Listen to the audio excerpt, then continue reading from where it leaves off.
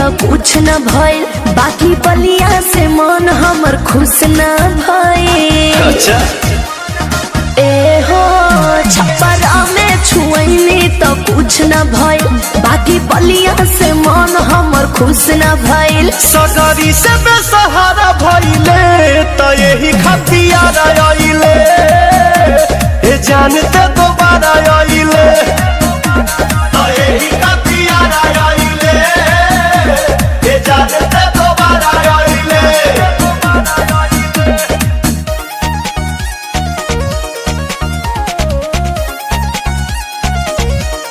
अभी आप सुन रहे हैं चेरा खेरा खगड़िया से अभय देहाती एंटरटेनमेंट की शानदार प्रस्तुति।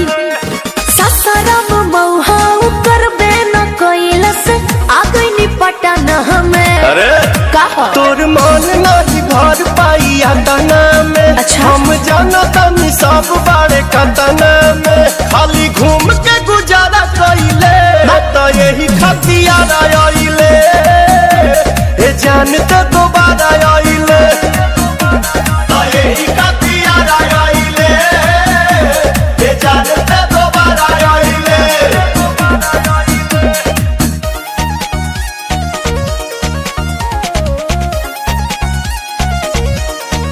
अभी आप सुन रहे हैं चेरा खेरा खगड़िया से अभय देहाती एंटरटेनमेंट की शानदार प्रस्तुति। दिल बटे बड़ी परेशानी जवानी पवन करना सपो। बड़ा बात कैले जवाना के रोवेलो